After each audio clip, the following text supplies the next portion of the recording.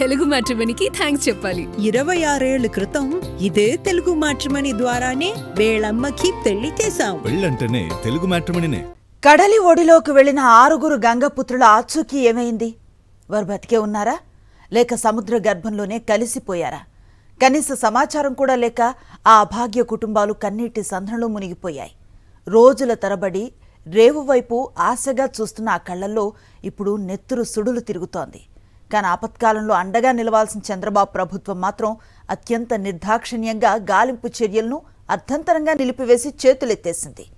న్యాయం చేయాలని ప్రశ్నిస్తున్న బాధితులపై ఖాకీలను ఉసిగొల్పి గొంతు నొక్కే ప్రయత్నం చేస్తోంది. బతుకు పోరాటం కోసం పడవెక్కి వేటకు వెళ్లిన 6 మత్స్యకారులు గల్లంతై రోజులు గడుస్తున్నా వారి జాడ దొరకలేదు. గంగమ్మ అలల హోరు బాధిత కుటుంబాలకు ఇప్పుడు మృత్యుఘోషలా వినిపిస్తోంది. తమ వారు తిరిగి వస్తారేమోనని ఆశగా ఎదురుచూస్తున్న బాధితులకు భరోసా ఇవ్వాల్సిన ప్రభుత్వ యంత్రాంగం కనీస కనికరం లేకుండా ప్రవర్తిస్తోంది. సముద్రంలో గాలింపు చర్యలను అర్థాంతరంగా నిలిపివేసి మత్స్యకారుల ప్రాణాలంటే ప్రభుత్వానికి ఎంత చులకనో నిరూపించుకుంది. మత్స్యకారుల ప్రాణాల కోసం ఎంత దూరమైనా వెళ్తాం, సముద్ర గర్భంలోకైనా వెళ్లి వెతుకుతామంటూ ఎన్నికల ముందు సుదీర్ఘ డైలాగులు చెప్పిన డిప్యూటీ సీఎం పవన్ ఇప్పుడు ఎక్కడ అంటూ బాధితులు నిలదీస్తున్నారు.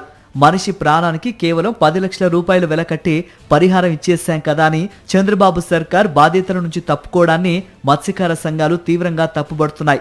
మా వాళ్ళు బతికి ఉంటే ప్రాణాలతో, లేదంటే కనీసం వారి మృతదేహాలనైనా మాకు అప్పగించండి అంటూ కడుపు కోతతో తల్లులు భార్యలు ఆక్రోశిస్తున్నారు. ప్రభుత్వం మరీ ఇంత నిర్లక్ష్యంగా ఉంది మత్స్యకారుల పట్ల. ఇంత నిర్లక్ష్యం అనేది కరెక్ట్ కాదు. ఎందుకంటే 6 మత్స్యకారులు సముద్రంలో చనిపోయారంటే ఒక సీఎం హోదాలో ఉండి చంద్రబాబు నాయుడు రాలేదు, ఉప ముఖ్యమంత్రి రాలేదు, నారా లోకేష్ రాలేదు.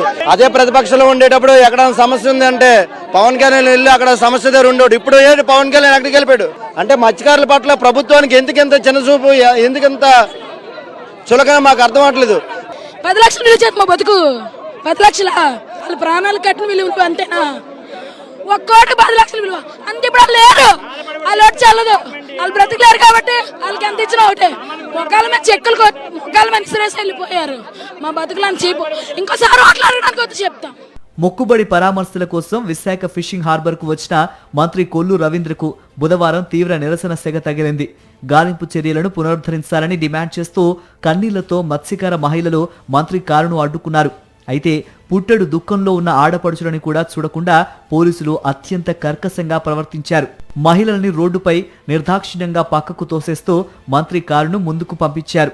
ప్రభుత్వ అరాచకత్వానికి, కర్కశత్వానికి ఈ ఘటనే పరాకాష్ట అంటూ స్థానికులు మండిపడుతున్నారు. మరోవైపు ఈ ఘటనపై విచారణ జరిపిన ప్రభుత్వ త్రిసభ్య కమిటీ తన నివేదికను సమర్పించింది.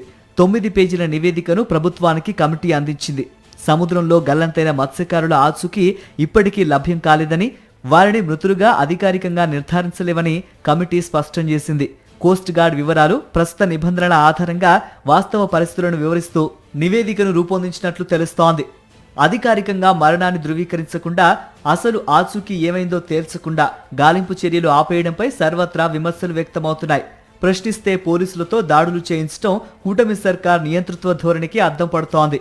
ఇప్పటికైనా చంద్రబాబు ప్రభుత్వం స్పందించి గాలింపు చర్యలను వెంటనే పునరుద్ధరించి ఆ అభాగ్యులకు న్యాయం చేయాలని మత్స్యకార లోకం డిమాండ్ చేస్తోంది. మరిన్ని అప్డేట్స్ కోసం ఛానల్ ను సబ్స్క్రైబ్ చేయండి. నోటిఫికేషన్స్ కోసం బెల్ ఐకాన్ పై క్లిక్ చేయండి.